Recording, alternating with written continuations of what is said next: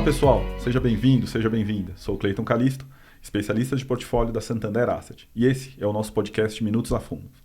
No Minutos a Fundos, nós tratamos sobre investimento, finanças, economia e principalmente como está a cabeça daquele que toma as decisões de investimentos aqui da Santander Asset, o gestor. Para o nosso 9º episódio, nós vamos tratar sobre os fundos de previdência privada. Para isso, trouxemos 2 grandes especialistas para falar conosco sobre previdência. O André Xavier, Head da área de produtos de investimentos do Private Banking do Santander, os clientes de alta renda. E o Vitor Lino, nosso gestor de fundos de previdência e renda fixa aqui da Santander Asset. E você já sabe, para não perder nenhum episódio, siga a gente no Spotify, ative o sininho. Quando o episódio novo for ao ar, você vai ser o primeiro a ser avisado. Além disso, se inscreva no nosso canal do YouTube. É fácil, rápido e prático. Temos informações diárias sobre investimentos e finanças. Como eu falei, vamos tratar aqui de previdência. Para isso, nós temos 2 grandes convidados aqui, o André e o Vitor. Eu vou começar com o André. André, vou começar com você, né? A gente tem umas pesquisas mostrando que o investidor brasileiro poupa pouco para a previdência, né? 10%, né? Segundo as últimas pesquisas, mais ou menos esses são os números, né, que a gente viu da Ambima, né?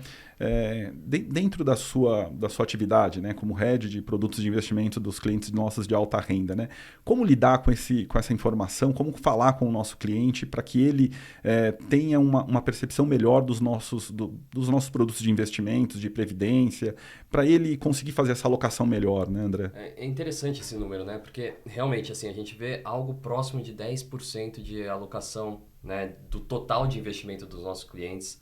E aí não é um dado Santander, é dado do mercado inteiro, em veículos previdenciários, né? E é interessante porque esse número ele vem crescendo, mas ainda numa velocidade muito baixa, né, do que pode ser efetivamente alocado. E esse 10% é um número meio emblemático até, tá? A gente futuramente até, durante esse podcast, a gente vai explorar um pouco mais, mas a questão dos 10% ela entra diretamente relacionada à questão de sucessória da Previdência, né? A Previdência, ela como veículo sucessório é extremamente eficiente, né? Acho que aqui vale já a gente explorar, né, que, puxa, para eu pensar numa sucessão, eu devo pensar em, ou Previdência. Para os clientes do Private, geralmente a gente tem, né, falado sobre holding familiar também. E também, aqui aí vai para todos os clientes hoje em dia, né, a alocação offshore é super relevante também, porque consegue, de certa forma, aí, replicar todas as questões, né, familiares e regras sucessórias que a gente possa ter num evento de transmissão de bens. Além disso, né, acho que vale a pena explorar, a Previdência ela não é só usada como um veículo sucessório, ela também é um veículo extremamente eficiente de alocação de investimentos, tá? Como um fundo de investimento, no final se a gente está optando aqui, né, aí Previdência é engraçado porque ela tem todas as regrinhas, né, e acho que muitas vezes o investidor ele não entende, né, e eu digo por experiência própria mesmo, né, quando eu entrei no mercado, na hora que eu fui escolher minha Previdência complementar aqui do banco mesmo, eu não sabia se eu queria um PGBL, se eu queria um VGBL, se eu queria progressivo, se eu queria regressivo. Então, todos esses critérios acabam sendo, muitas vezes, um entrave na hora de fazer um investimento em previdência. Tem muita informação, né? A questão do imposto, né? O regressivo e o progressivo é do imposto. E, né? não é tão trivial. Claro. Né? O que é um PGBL? O que é um VGBL, né? No final do dia.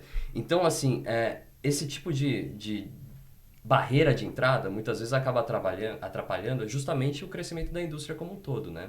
O que justifica um pouco desses 10% aí, né, que a gente está falando, né? Exatamente. Na média, né? Claro média. Que a gente tem casos específicos, só que aí, né? voltando até porque eu fui discorrendo e voltando até ao meu raciocínio inicial, a questão do veículo sendo super eficiente na alocação é porque, se eu opto por uma tributação regressiva, quando chega em 10 anos de alocação, né, do último aporte que eu faço, essa previdência ela começa a ser tributada em 10% só. Na hora que eu... Não tem investimento hoje no... Hoje, de investimento tributado, não tem nenhum essa que chega a alíquota, 10%. Né? Os menores chegam a 15%. Aí a gente tem todas as outras classes. Que é por tempo 15%. Também. Claro. Exato. Que tem as tributações regressivas e tudo mais. Então, assim, a gente já chega a 2 fatores extremamente relevantes aqui, quando a gente fala de previdência. E o terceiro, que aí acho que já puxa o gancho até para a questão dos 10%, é a questão tributária. A questão tributária, ela não só é positiva na questão dos 10% na regressiva, mas para aquele cliente que tem, né, ou para um investidor que tem uma renda bruta tributável, e a gente também vai explorar isso um pouco mais, seja ela um salário, próprio um aluguel de imóvel que possa ter e tal, a pessoa pode destinar aí 12% dessa renda bruta, né? Dessa renda bruta tributável num PGBL, né, num aporte de PGBL anual. Tá isso bom. no ajuste de imposto de renda em março, maio, etc., ela consegue diferir, né, esse imposto ao longo do tempo. Isso no final do dia, no final de um certo período, né? tem um ganho gigantesco, né? Na hora que você faz o compound aí do seu investimento, na hora que você vê o juro composto, né, do seu recurso sendo montante aprovado todo, ao longo né? do tempo. Exato. Eu vou pegar até um gancho nisso que você falou do investimento como um todo de previdência, e vou trazer o Vitor Lino aqui para a nossa conversa também, né, Vitor? O André trouxe uma informação importante, né? A gente vê uma alíquota, né, de 10% na regressiva, que é interessante, e quando a gente traz isso para o nosso mundo real, Vitor, na gestão, né? Com você como gestor lá dos fundos de previdência, tem diferença na gestão do fundo de previdência por um fundo aberto, por um fundo comum, lá um 555 que a gente fala, né? Que é a instrução CVM. Tem alguma diferença nessa... Que vai mudar, inclusive. Que vai mudar, é verdade. Logo a gente tem a regulamentação nova, né? Tem alguma diferença, Vitor, nisso, não? Na gestão? Bom ponto. Não? Acho que esse tema é importante, Cleiton, para a gente transmitir para o investidor de maneira geral, que hoje a gente consegue nos veículos de previdência replicar as estratégias que a gente já utiliza nos fundos abertos, né, nos atuais 555. Tá bom. Então, com o desenvolvimento também de instrumentos do mercado local, a gente consegue não só acessar estratégias diferentes, como geografias também diferentes, a depender do produto de prévio em que a gente está se referindo aqui. Tá. Então, no nosso caso, por exemplo, aqui na área de renda fixa, recentemente nós lançamos o produto Prévio Multiestratégia, que ele visa justamente tentar capturar retornos com uma estratégia majoritária no mercado de renda fixa local, como é usual de outros produtos aos quais o investidor está mais acostumado aqui no mercado brasileiro. Tá bom. Porém, também tem uma geração de retorno adicional através de estratégias de moeda, de juros americanos, por exemplo. Então, acho que se torna uma opção bem interessante para o investidor de maneira geral. Tá. Então, voltando à pergunta de maneira objetiva, sim, conseguimos, de fato, hoje, replicar estratégias de outros veículos via previdência, e acho que a cabeça do gestor ela é muito parecida. Tá. Então, a tomada de decisão que a gente tem, seja num produto aberto, seja num produto de previdência, ela acaba sendo similar. Então, se a gente acha que tem uma oportunidade a ser capturada no mercado de juros pré-fixado, no mercado de inflação, juros reais, a gente vai né? replicar Isso. de maneira similar para os dois veículos. Então, a gente tem uma cabeça aí de discutir de maneira colegiada e não visando só um produto específico. Então, não tem um modus operandi diferente da Previdência para outros veículos. Dos fundos abertos, né? Isso é legal. E o ponto trazido pelo Vitor é super relevante, né? Nos últimos anos a gente viu uma evolução, tanto na SUSEP como na CVM, na questão dos veículos previdenciários, que hoje possibilitam, né, que o cliente, seja ele um investidor geral, né, pelo olhar da Ambima, ou também um investidor qualificado, né, ele possa ter exposição, né, em outras regiões, né, que acaba até tirando um pouco do home bias, né, do brasileiro, o home bias, na verdade, do investidor normal, que acaba tendo, né, a tendência de ter todo o seu recurso investido numa única... No seu mercado de conhecimento, claro, né? Então, é interessante porque, inclusive, a gente foi super pioneiro na construção de um veículo previdenciário que tem alocação offshore, que é o nosso Prev Global, inclusive, que consegue ter tanto uma alocação de 20%, né, em mercados globais através do veículo do Global Equities, que a gente já distribui no veículo não previdenciário, ou 40% em dólar também na exposição. Na exposição em dólar para um cliente que tem um viés um pouco mais arrojado, diria, mas ao mesmo tempo que está buscando uma diversificação, né?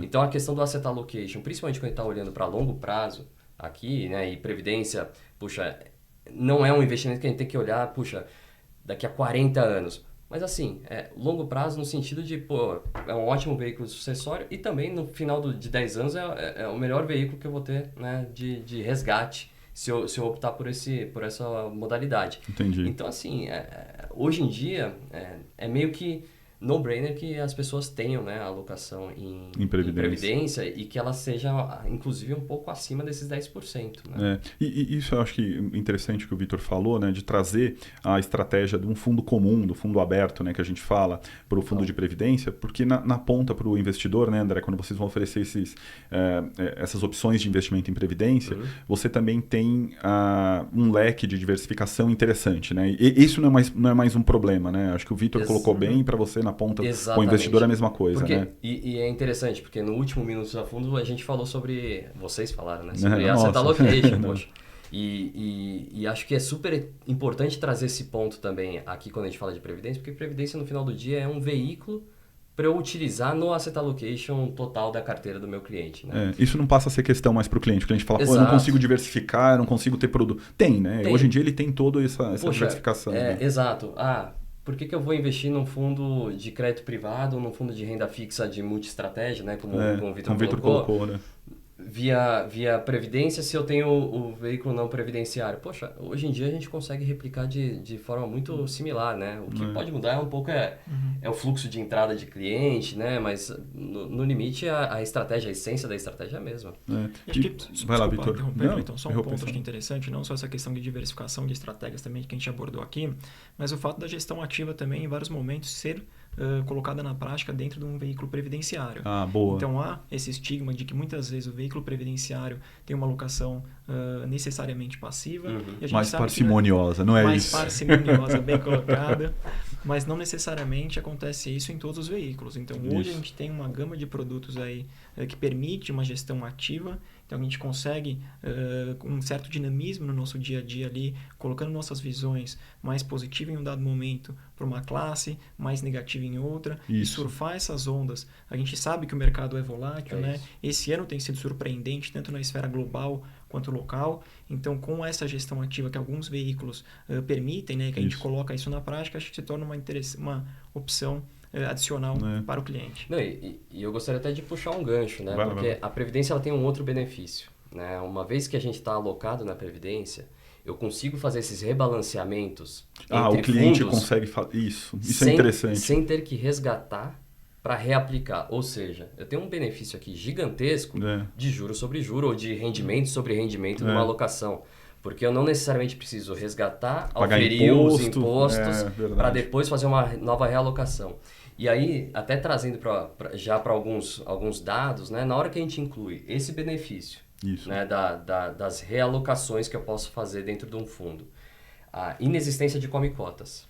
Porque não tem, né? Não tem come-cotas nos fundos previdenciários. Inclusive nas discussões que estão tendo, né, da reforma tributária. Na tributária nova. Não querendo deixar esse podcast velho daqui a alguns meses, mas nas discussões que a gente está tendo da reforma tributária de eventualmente, inclusive, tributar fundos exclusivos não previdenciários, os fundos previdenciários não estão nessas conversas, né? Eles mantêm-se ainda fora das discussões. Isso é interessante para o investidor. Né? É excelente, né? E também tem a questão da tributação dos 10%. Na hora que a gente soma tudo isso, aí pensando já num evento sucessório, que aí consome custos, né, de advogados no inventário, mais ITCMD também na transmissão, né, dos bens, dos né? bens e tudo mais, isso na abertura do inventário e não na previdência, né, um veículo previdenciário ele chega a render muito acima de um veículo não previdenciário, tá? Tá bom. E aí, alguns números, né? Em 10 anos, a gente faz algumas simulações, obviamente aqui, né? Tem a questão da taxa Selic que a gente usa nas projeções de 10, 20 anos e tudo mais, mas, puxa, em grandes números, né? Um veículo não previdenciário, ele chega a entregar 1/4 desse rendimento em 10 anos, né? Contra um veículo previdenciário, um VGBL. Tá. E até... Tá bom. E até 1/3 desse rendimento em 20 anos. Ou seja, conforme vai passando o tempo, só abre a boca de jacaré. Ou seja, né, quando a gente soma o fator de poder fazer rebalanceamentos, e aí o Vitor trouxe o ponto das classes de ativos do mercado atualmente, puxa, dentro da Previdência a gente consegue fazer esses rebalanceamentos, obviamente de forma mais tática, né? Sempre tem que ter um olhar mais estratégico, mas podendo aproveitar as classes que estão com projeções mais favorecidas, exato, no longo prazo. A questão tributária dos 10% e a questão do come-costa. Na hora que a gente soma tudo isso, conseguindo replicar as mesmas estratégias, esse ganho no longo prazo é gigantesco. Né? Então, assim, acaba sendo meio que necessário você ter uma alocação, principalmente aqui quando a gente coloca os custos sucessórios. Né? Mas, obviamente, sem ter os custos sucessórios, você já tem esses ganhos aí no veículo previdenciário. Tá? Eu vou pegar o gancho quando você falou Claro. do mercado e vou perguntar para o Vitor agora, né, Vitor? A gente está vendo um mercado, todos os podcasts que nós fizemos esse ano, acho que sempre foi recorrente o tema, né? É um mercado desafiador, é uma dificuldade muito grande dessa economia global e local, como você já colocou, né? Hoje, né, a gente tem dois fundos novos lá de previdência e você contou do multi-estratégia, né? Um fundo novo que você consegue ali balancear não só juros, mas conseguem outros ativos também. Como que está a cabeça da gestão hoje, Vitor, em relação a essa alocação de risco nessas carteiras de Prev, dos fundos de previdência, né? Sobretudo Claro. esse veículo novo, né? Claro, bom ponto esse, importante a gente comentar. Como você comentou, o cenário global tem sido um catalisador para diversos ativos de risco ao redor do mundo. Então, no começo do ano, a gente falava de uma crise, de uma possível recessão nos Estados Unidos, por exemplo, e a gente veio observando uma bateria de dados resilientes. Melhores, né? Então, os gestores foram pegos de surpresa, economistas, analistas. Então, tem sido um ano bem desafiador até para o nosso próprio aprendizado, para tentar interpretar as variáveis olhando à frente. Tá E bom. no mercado local, a gente também tem nossas próprias dificuldades aqui em interpretações de dados. Tem sido um ano difícil, a gente pegou uma transição de governo com um Banco Central independente, algo inédito para o nosso país, e a gente já partia de um pressuposto, né, de uma taxa de juros mais elevada comparada às demais economias, tanto emergentes e principalmente as desenvolvidas. Tá bom. Então, colocando tudo isso em perspectiva, como a gente traduz na tomada de decisão e o que a gente enxerga, né, basicamente, no primeiro semestre do ano, a gente adotou uma cabeça mais pró-juro pré-fixado, acreditando que poderia haver uma diminuição dessa precificação, ou seja, de que o Banco Central, em algum momento, por conta dessa queda de ímpeto da atividade, uma inflação que estava caindo aos poucos. Desacelerando devagar. Exatamente, seria um fator que beneficiaria o pré-fixado, então a gente manteve essas posições, tá bom. Felizmente foram positivas. Hoje, a gente ainda detém um pé numa posição pré-fixada, para a gente começa a discutir bastante aqui, é um ponto de atenção. Tá bom. Então, o Banco Central caminha, ao que tudo indica, para a primeira queda de juros na reunião de agosto. Aqui tem uma discussão muito de magnitude, de velocidade do ciclo, de ponto terminal. Tá. Então, vai depender muito de todas essas variáveis para definir se há prêmio ou se não há prêmio na curva, mas o ponto é que a gente realmente entende que esse prêmio hoje ele foi muito reduzido. Tá bom. Então, a gente tem migrado aos poucos essa alocação, que era majoritariamente no pré-fixado, para juros reais, que são bacana. basicamente as alocações em NTNB que o cliente conhece há um bom tempo, né? Então, associadas a esse ciclo de a inflação, né? Tá. Então, o juro real no Brasil segue elevado. Essa estratégia, né? As NTNBs, tudo ao mais constante, tendem a se beneficiar também de um ciclo de queda de Selic, ao mesmo tempo que garantem uma certa proteção em caso de alguma surpresa inflacionária aí olhando no horizonte. Tá bom, tá? Né? Interessante isso. E aí isso também, né, essa questão da inflação, a gente falou muito do Prev Multi-Estratégia, mas tem também, nós temos na grade o fundo, né, previdenciário inflação ativa. O inflação que, ativa. né, como a gente tem migrado essa alocação no nosso colegiado, né, na nossa tomada de decisão mais para ativos indexados à inflação, esse fundo também se torna uma alternativa interessante. Tá bom. A gente consegue dar um certo dinamismo, em vez ou outra, aumentar um pouco a alocação indexada à inflação, né, que é a parte majoritária dele, ele tem um estrutural nisso. Tá bom. Em outros momentos, quando a gente entende que tem algum fator de curto prazo, algum fator técnico que seja prejudicial para a análise de inflação, a gente reduz temporariamente isso, mantendo um estrutural importante. Claro, tá? né? Acho E a nossa cabeça está muito similar. Né? É. Assim, dentro da alocação para os clientes diretamente, né? Não só via fundos, mas a gente também está com um viés muito mais positivo para juro real nesse momento. Tá E bom. a gente vê com muitos bons olhos também os fundos multimercados agora. Né? Então, assim, quando a gente roda diversos estudos, né, da IHFA, mas também abrindo algumas... O IHFA é o índice dos hedge funds, né, dos fundos multimercados brasileiros. isso. Mas quando a gente abre também os principais fundos que tem mais histórico, principalmente, né, a gente vê, principalmente em momentos de início de queda de juros, eles conseguindo capturar bons ganhos, né? Tá bom. Então, isso independente até da cabeça do gestor, porque quando a gente fala de multimercado, você tem várias opções, né? mesmo dentro do macro, né? Você tem Não, diversas cabeças que pensam de formas muito distintas. E até por isso que a gente costuma, na verdade, até recomendar a alocação no Fund of Fund macro, justamente por ele ser Ele pegar um pouco de cada uma dessas pacote, cabeças, né? Exatamente, e conseguir controlar bastante aí a volatilidade do fundo de uma forma bastante dirigente. Mas geralmente, e inclusive com os gestores de multimercado, com o time do Santaniela, a gente consegue, através dos estudos que a gente já fez, ver justamente, né, o momento de queda de juros, como esses fundos acabam performando muito acima, né, dos outros índices, cara. Então, no final do dia, assim, juro real acaba sendo uma alocação estrutural extremamente positiva para esse momento.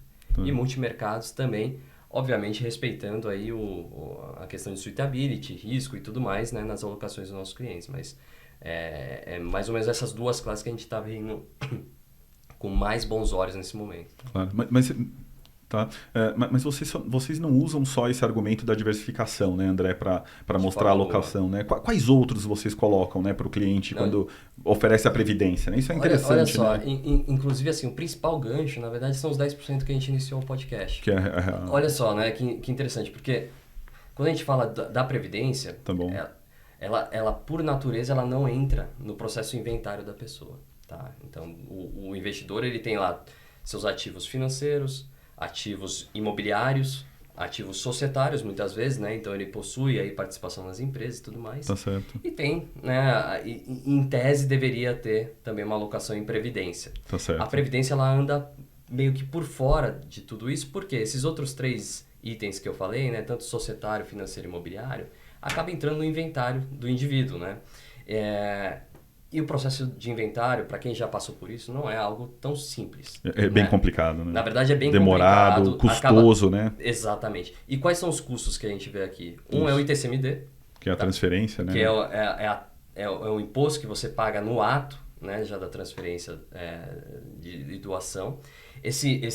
O ITCMD em São Paulo ele hoje é 4%, tá?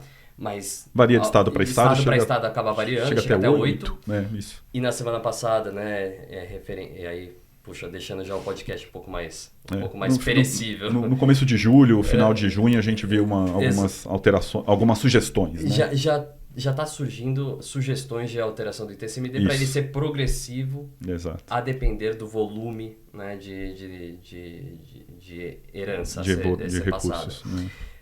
E isso vai impactar justamente esse número, né, dos 4%. Então a gente está falando de ITCMD de 4% em São Paulo, honorários advocatícios geralmente elevados, rodando né? aí por volta de 6%. Quando a gente soma esses dois, chega nos 10% da média. E geralmente esse é um número aí mínimo que a gente recomenda para ter alocação em previdência. Por que é mínimo? Porque além disso tudo, tem os custos da família, claro. Né, durante todo o processo de inventário. Que precisa ter liquidez, né? Esses custos de liquidez, geralmente a gente faz uma projeção de 3 a 6 meses de liquidez que também seriam necessários, porque a previdência ela paga em 5 dias. Né? Uma vez que é acionado o sinistro, por volta de 5 a 10 dias no máximo, aí o indivíduo acaba recebendo seus recursos. Então, tem uma extrema liquidez comparado aos outros investimentos. Esse é até um fator, né, que acaba dificultando um pouco a gestão do gestor. Claro. Porque ele também tem que estar ali provisionando a liquidez mais rápida para os seus produtos, né? Para os segurados, né? Então, o número no final do dia que a gente roda ali é algo entre 15% a 20% do patrimônio total alocado cliente, ali nisso. Não só financeiro, mas total, alocado em previdência. Tá bom. Então, as nossas conversas, na verdade, elas se iniciam muito mais sobre um aspecto sucessório, tá certo. Mas levando, claro, para uma questão financeira, porque no final do dia também a gente não está falando de um investimento que não é rentável, ou que não gera resultado. Vitor acabou de deixar a dica aqui pra gente, né? Pois então a gente tá, assim, tá composto aqui, que a gente tá falando de uma questão de governança familiar, que é um tema extremamente relevante, né? E que é pouco discutido ainda. Claro. E uma questão de retorno financeiro também positivo. Atrativo, né? Quando a gente compara as outras classes. Então, basicamente, aqui a gente já fecha o pitch, né? Claro. E como que, na verdade, a gente deveria abordar o nosso produto. O investidor e o cliente. Mostrar para ele que isso é uma opção viável. A gente está chegando ao final do nosso podcast, pessoal. O tempo passou rápido, a conversa muito boa aqui. Mas antes eu queria fazer algumas perguntas aqui para o Vitor e para o André no final. Só para a gente amarrar aqui. O André já deu a mensagem final dele ali bem clara, né? Vitor, do lado da gestão, da parte de operação ali dos nossos fundos de previdência, né? tem alguma perspectiva mais clara que vocês estão observando, alguma cabeça? Você já deu uma ideia ali, né, do juros real, dos juros das NTNBs, né, que é um investimento aí mais atrativo aí para o investidor. Médio e longo prazo continua com essa visão mesmo? Vamos nas Bs lá, juros reais, é isso mesmo? Isso aí, Cleiton. De fato, as NTNBs têm entrado mais na nossa cabeça no dia a dia do gestor ali das discussões. Tá certo. Eu acho que até um dado interessante aqui, o próprio fundo, o Prev Inflação Ativa, que tem uma parcela indexada à inflação, como eu comentei, sobretudo na parte mais curta de NTNBs, que são replicadas via de regra pelo IMAB5, que é um índice da Ambima lá, da né? indústria da Ambima, exatamente. E uma curiosidade desse índice, desde que ele foi criado lá em 2003, se eu não me engano, a gente teve apenas 3 ocasiões em que esse índice ficou abaixo do CDI e em nenhum ano ele apresentou um retorno negativo. Então, de fato, estruturalmente, quando a gente olha para o Brasil, a gente conhece nosso histórico de inflação, que já tivemos períodos aí de inflação bem elevada, ele se mostra uma alternativa interessante para a proteção patrimonial também. Tá bom. Total. Então, esse veículo, eu acho que faz parte aí de uma estrutura aí no portfólio de muitos investidores. Não, Claro. e quando a gente fala de previdência, tem um terceiro fator, né? Que é a questão do asset allocation como um todo, que é super relevante da gente também colocar na hora da construção do portfólio de previdência. A gente falou do asset allocation no último podcast e Exatamente. cabe aqui também, né, André? Cabe, porque, assim, quando a gente pega a evolução de diversos ativos do mercado, tanto local como global, o agrupado do anual, né, do retorno anual, no final do dia, o grande vencedor é o IMAB. O grande vencedor das classes de ativos, incluindo S&P 500, incluindo dólar, quando a gente pega de 2010 até hoje, que a gente está pegando alguns ciclos, o grande vencedor é o IMAB, no consolidado de todos esses anos. Então, assim, a alocação em inflação, quando a gente fala de previdência, é extremamente relevante. Tá né? E principalmente num veículo que tenta replicar justamente o IMAB, né? Tá, Pessoal, chegamos ao final do nosso podcast. Quero agradecer a todos que ficaram aqui conosco até o final, ouvindo e assistindo a gente pelo YouTube.